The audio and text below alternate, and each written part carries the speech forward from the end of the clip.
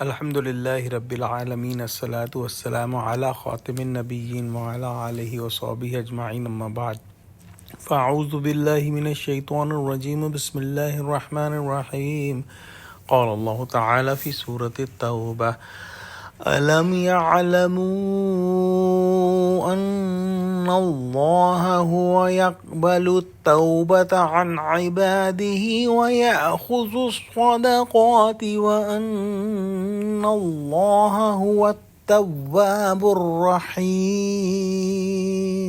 ترجمہ: کیا یہ لوگ نہیں جانتے کہ خدا ہی اپنے بندوں سے توبہ قبول فرماتا ہے اور صدقات و خیرات لیتا ہے، اور بے شک خدا ہی توبہ قبول کرنے والا مہربان ہے۔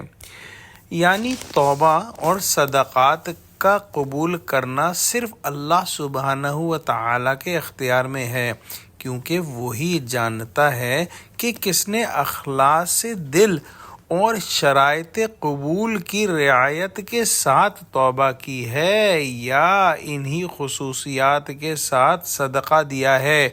چنانچہ پہلے بعضوں پر عتاب ہو چکا کہ ہمیشہ کے لیے ان کی زکوٰۃ لینی موقوف ہوئی اور منافقین کے صدقات کو مردود ٹھہرایا گیا، اور ان کے حق میں دعا اور استغفار کو بھی بے سود اور بلا فائدہ بتلایا گیا، بلکہ یہاں تک کہ جنازہ پڑھنے کی تک ممانعت کر دی گئی۔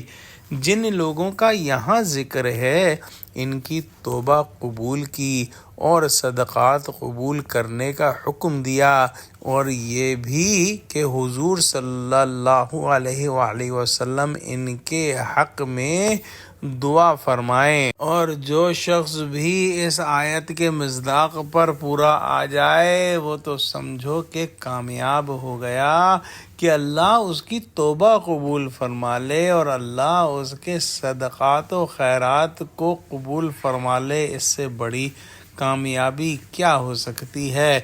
بس دعا کیجئے کہ اللہ سبحانہ و تعالی ہمیں ان خوش نصیبوں میں شامل فرما لے کہ ہماری توبہ کو اور ہمارے صدقات اور ہمارے خیرات کو قبول فرما لے، آمین۔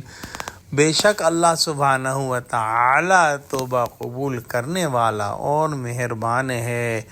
وآخر دعوانا الحمد للہ رب العالمین، والسلام علیکم ورحمۃ اللہ وبرکاتہ۔